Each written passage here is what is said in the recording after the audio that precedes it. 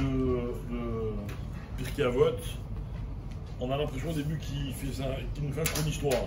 Il commence en disant Sarah Marmarot Nivra Olam, le monde il a été créé par 10 paroles, il ramène des psukim, et puis il ramène des preuves. Et après la Mishnah elle dit de là on voit la patience d'Akadosh Baruch Hu, etc. Après la Mishnah d'après elle continue, elle dit il y a eu 10 générations depuis Adam jusqu'à Noach, donc 10 générations du premier homme jusqu'à Noach. Pourquoi?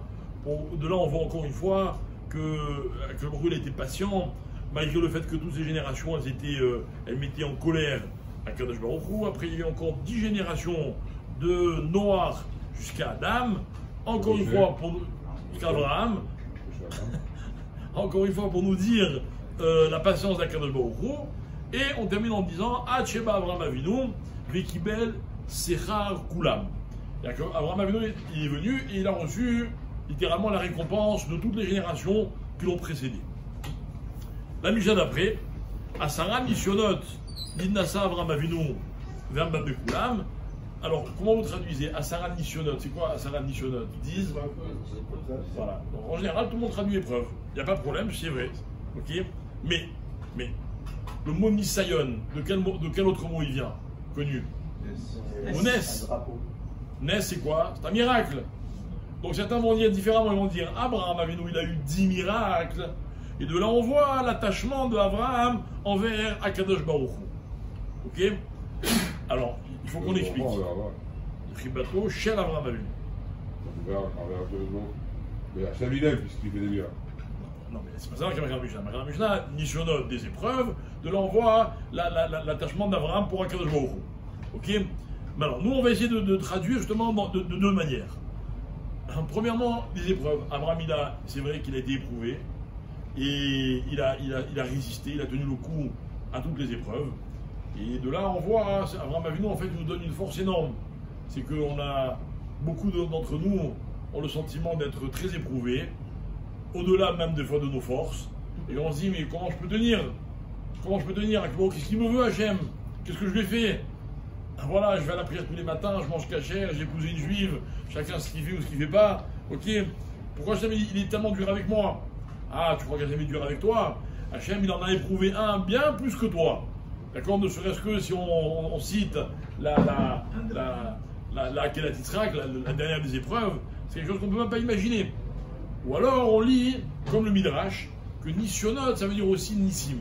Qu'en fait, Akadosh Baruch Hu, étant donné que lui, il a aimé Abraham, et on va voir pourquoi dans un instant, alors il a fait des miracles. Le premier miracle que raconte le Midrash, c'est que lorsqu'Abraham Avinu est né, tous les nobles de là-bas, là où il habitait, là, comment ça s'appelle, au Kazim, ils sont tous venus voir Terach, le père, pour lui souhaiter Mazel Tov.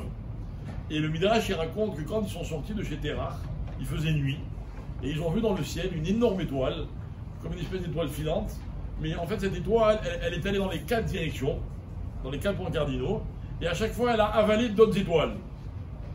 Et quand ils ont vu ça, ils ont dit voilà, l'enfant qui vient de naître, il va conquérir le monde entier.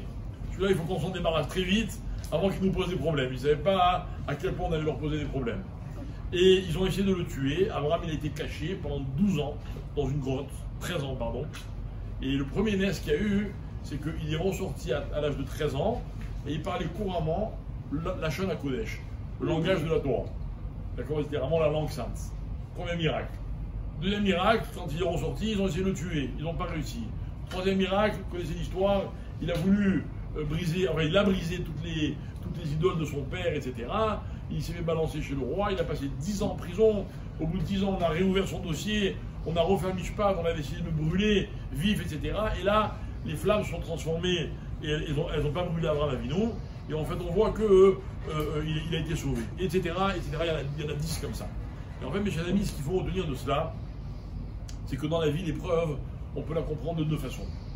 On peut comprendre l'épreuve en disant, voilà, moi, Hachem, il m'éprouve, il est dur avec moi, etc. Est-ce que je mérite, est-ce que je ne mérite pas? Et on peut passer sa vie dans l'amertume, à se lamenter, à se demander est-ce qu'on mérite ou pas les épreuves d'Hachem. Ou alors on peut voir l'épreuve comme un miracle. C'est-à-dire quoi l'épreuve comme un miracle? C'est qu'en fait l'épreuve, elle permet à l'homme de grandir comme si elle était un raccourci de la vie. Et que finalement, dans la vie, c'est vraiment à travers les épreuves qu'une personne elle peut grandir. Ah, merci, mais j'aurais préféré ne pas être éprouvé. C'est vrai. Mais il faut savoir que si les gens parlent dans les préférences, la Gemara dit que la Neshama, elle aurait préféré ne pas naître. Et pourtant, elle est née contre son gré. Et après, on ne vous a pas demandé à votre naissance si vous voulez être un petit garçon, ou une petite fille, ou naître dans une famille séfarade, ou une famille ashkénaze, ou même d'être juif, ou n'être pas juif. On ne vous a pas demandé votre avis dans la vie. Hachem ne nous demande pas notre avis sur les circonstances. Par contre, la façon dont on vit les circonstances, elle dépend de nous. Et l'un des plus beaux exemples de cela, c'est le mot « nes ». Est-ce que le « nes », pour moi, j'en fais une épreuve comme un lourd fardeau à porter qui va me rendre malheureux toute ma vie? Ou est-ce que le « nes », pour moi, c'est un miracle, et je remercie Hachem de m'envoyer peut-être des signaux qui me permettent à moi, finalement, de sortir le meilleur de moi-même. On voit qu'Abraham Avinu, qui est un petit garçon, né dans une famille d'idolâtres, regardez ce qu'il est devenu, regardez le peuple qu'il a fondé, celui que nous sommes aujourd'hui.